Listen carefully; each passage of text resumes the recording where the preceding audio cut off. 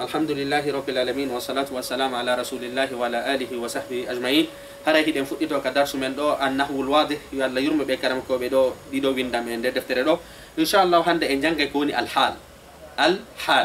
Haray non do yem fuddade ko woni al hal o do darsu kadi no jeya e darsuji burdi fotude e gandal wietengal gandal nahwungal sabu haray hingal mari damangal maggal no yaaji sabu haray sartiji kadi no duudi e damangal hande jangay al halu ko ineten kon al hali on tigi on haray al amsila adal jayshu zafiran ko dum woni haray ko militaire be ben arti ko be fowlube aqbala al mazlum bakiyan ko dum woni toñaado on ari hino wulla jaral ma usafiyan diyan nang ili la ko hiata labudan diyan labudan nang ili beitul qutna malhujan ko woni mi yeyi hottollo on hari wondema ko hottollo subindira ko hottollo labu ko kon la tashrabil ma ko woni mi yeyi buna on la tashrabil ma al kadir wata yarundiyan wuddudan la talbasi thawba mumazzaqan wata borno tonti sekidi haray non kawni do beetul qutna mahlujan wonete al mahluj ko hottollo tawata hara ko dum woni poddo ko yaltinama e mudum ha hottollo on buna on kanyum tigiri woni ka aka laabi don ko dum non innete hottollo on haray duma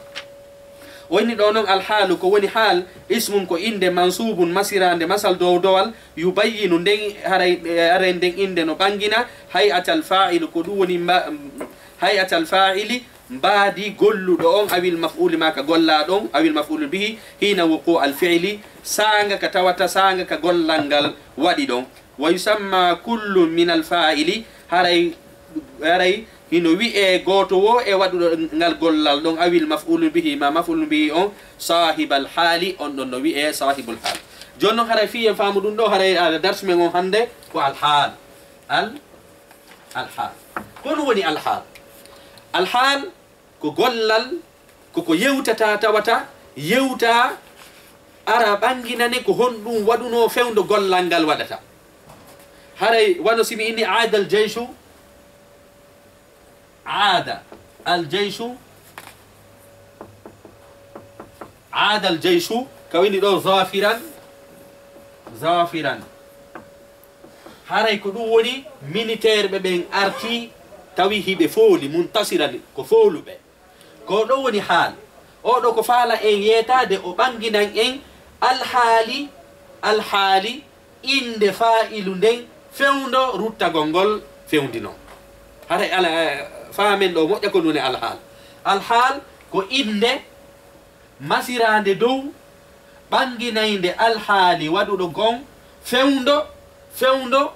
wadudo on gollata gollal ngal fewndo o do gollata ngal do gollal ko dum woni hal ko ringinete al hal ko golla ko inde banginayde fewndo golludo gollal ngal on ma ka golla don fewndo gollal ngal wadata do ko fewndo gollal ngal wadata adal jayshu ko honno militaire be ben artiri sanga ka be arayno ko honno wonno baadi mabbe zafiran ko be fowlube ko do woni hal huna bayyana o do bayyana hay'atal fa'il bayyana hay'atal fa'il o bangini baadi golludo gollal ngal o bangi baadi jaysh on o honno o bangi baadi jaysh sabu haray musibbe jubbe haray buyi no falja sennidirgol hakkunde ma no ronka faamude andro ko woni hakkunde sifa kanyuma e hal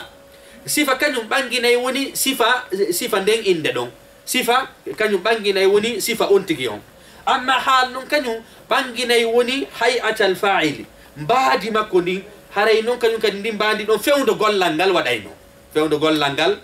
wadayno ana ndaren kadi do ko ni aqbala al mazlum bakiyan aqbala al mazlum bakiyan haray toñaɗo on ari hino wulla fewndo toñaɗo on arata hari honno o wayi hari himo wullude jaken andi ɗum ɗo bayyana hay'ata al fa'il ko inneten fi ka yewtere haray ko innete al hal yubayyinu hay'ata al fa'il aw al maf'ul yubayyinu hay'ata al fa'il أوي المفعول. هذا ينكو روينة صاحب الحال جيدو حال أنكو نيون إنة صاحب الحال نواي ونهرك فاعل جيد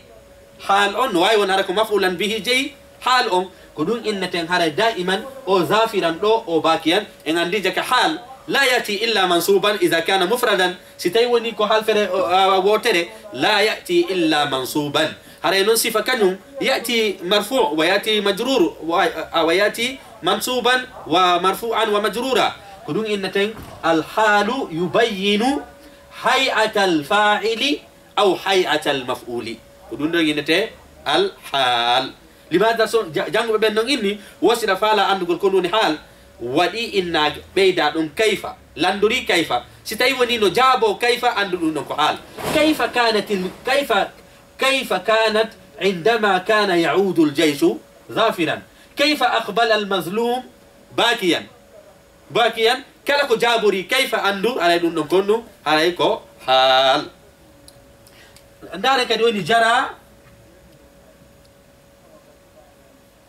جرى الماء صافيا. على كدوني ديان نان إليكو دان لابو دان ديان نان جونون لابو غونغولو كندو حال لأنك بينت حالة الماء كيف كانت الماء عندما كان يجري كان صافيا. دونك عندي هو بين هيئة الفاعل وأودو كان كدي دونك عندي الحال كوسلان فعل مسن ندير كانكو صفة أو لا كان يبين الموصوف أودو يبين هيئة أودو كان ينكو هيئة بعد عندما وقع الفعل دونك عندي جرى الماء صافيا هريكو أودو هو حال سبو أودو إن تاكي لا يسمى صفة سبو سيكو صفة يتبع موصوفه في رفعه ونصبه وجره. هل نكو هنا جرى الماء الصافي كرسلتا دوكو يا إنو دوكو صفة. لماذا؟ لأنه يبين هيئة الفعل يبين هيئة الفعل جرى الماء صافيا. جنون إن عندي دو فو دي دو تتكلا صاحب الحال انكو وني صاحب الحال الماء أو صاحب الحال وني صاحب الحال دي دو فوق فاعل كوكانكو كوكانكو غوليودو كوكانكو غوليودو هاندك كو هينو دو صاحب الحال انكو دون فاعل كومبو جي حالون دو كو فاعل جي حالون وند نون نافاعل جي الحالون كو مفعولا به اون جي حالون وند كو مفعولا به ونادين misal muɗum winden ɗo on ɗeɗo geɓe ɗe adduɗen ɗo ko fa'ilu on jeyi alhaali on ko kanko woni sahibul hal lianna aljeysu huna fa'ilun li aada almazlumu fa'ilun li aqbala alma'u fa'ilun li jara wa safiyan ɗum ɗo bayyana hay'ata alfa'il bayyana hay'ata alma'i وبين هيئة المظلوم وبين هيئة الجيش كل واحد صاحب الحال هو الفاعل كانكو جيدو الحال جون وندي هنا أرى صاحب الحال هرنا كانكو هرا نفعل جيكو مفعول به أون جي أدي مثال مودو كاويني دو لا تشرب الماء كدرا لا تشرب الماء كدرا joni ene la tashrabil ma wata yaru ndiyam wudduɗan nan ko ndiyam nan inna ɗo no wuddi ka ko yarɗo ɗan on ɗo ko inna no wuddi ko ndiyam ɗan ko ɗum waɗi ɗo haray oɗo hande kadi ko o haal oɗo konnu ko haal e ma on noon ko ɗum kombo yaraɗo ko ndiyam ɗan ɗo ko mafulan bihi on jeyi ɗo haal o wona fa'il o mi manasen fami ɗo ko mafulan bihi on jeyi parce que minima la tashrabil ma wata yaru ndiyam nan ko nu yara ɗo ko ndiyam nan ko honɗum no wuddi ɗo ko ndiyam nan jake en andi ndiyam nan ɗo koɗa mafulan bihi ko kanko jeyi alhaali on hande kadi ko mafulan bihi on jeyi ɗo haali on ɗo noon ko fa'ilu jeyi alhaali on jake en andi sahibul hal no wawi wono fa'il hara ko fa'il on jeyi alhaali on no wawi kadi wono hara ko mafulan bihi on jeyi haal on joni sen andari kadi oyni la talbasi thawba mumazzaqan لا تلبسي الثوب ممزقا wata borno tonti sekidi wata borno tonti sekidi jonnon ene ko tonti di sekido kako borni do dion ko tonti di seki jonnon woni wata borno tonti di kon no mi wadirta mo irab ko mafulan bihi eyni do talbasu la talbas anta ko anta on woni fa'ilo hande kadi asawba kanko ni mafulan bi sabu ko min wata borno tonti di ko tonti di borna wana borni do mi fala halde fi mudum hande kadi asawba do ko mafulan bihi hande kadi mumazzaqan do konnu ko hali mafulan bihi hal sabu ko tonti di seki do wana borni do diyo seki ko duwani do al hali do kanyum kadi ko mafulan bihi jeymo haray ka rabbindingol haray ko innete haray al hal ko kala hunde banginayde hay'at al fa'ili aw hay'at al maf'ul ko dunan indete al hal tay hejjutu non ka hala arabu بيجي دي ندرتون كوبي مي فامدي إذا مريكو إنتي العمدة إذا مريكو إنتي الفضلة كوين لتي العمدة كوكو تاوى تحارة بيتون هبا دون تجري كدر حالا ولو صاحبي مبتدا كوبي هبا خبر صاحبي فعل كوبي هبا فاعل كوبي صاحبي صفة كوبي هبا موصوف هذا كدون إنتي فضلة كتوما هبو دا ko innete umda ko wosi mijo da hande kadi ko innete fadla hal on non ko mujeya e ko wiete fadla mujeya ko innete jeyaka e pide halakan ko innete al fadla jeyaka e pide halakan dum non ko beyditi kono non tindina wonde ma fibe inni dum do ko fadla haray halakan no sella sa hayki dum do la sabu do simini adal jayshu mi hatti don haray afami wonde ma militaire be ben arti kono anda konno be ko honno be artiri do simini aqbal al mazlum tonya do on ari awata andude al halino mo fewndo mo arata hari ko honno mo woniri simini jaral ma'u ande wonde man diyan dan ili kono anda kono dan iliri ay ngandi jaka beydugol al hali yusamma qaidan de tawde mi andali militaire be ben ko honno be woniri mi inni ari lere kabe ari don hari ko kambe folugol mabbe gol banginanima hay atal jaysh كمين لو أقبل المظلوم باكيا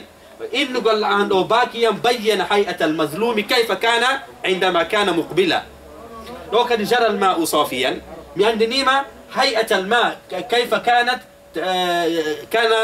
كان يجري لو كان يمكن وبينت حالة الماء في عنده لو كان يمكن مبانجنا ما تونتين في عنده أو دو هذه تونتين كونو دي ونين جاكين عندي العمدة كبيه بعدون نو كساجيني نوع عمدة وإن الفاعل الفعل المبتدا والخبر إنه فوق عمدة أما فضلك وإن تفضل بيجي بيجي دين كورنون هراي هنا في كهاي كتير دي بيجي دي دو كتوما هبو دادي داو سبو أواتا أدوغل حال هرا على سايب الحال أواتا هبو دين دو بيجي دو فو هراي كدو ودي هراي دي دو بيجي دو فب كنون كدي هراي عمدة كنون فضلك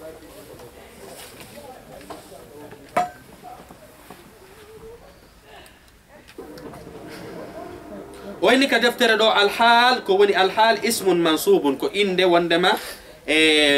مسيرا دو ذاك عندي حال كان ينتوزر كو دو ند مسري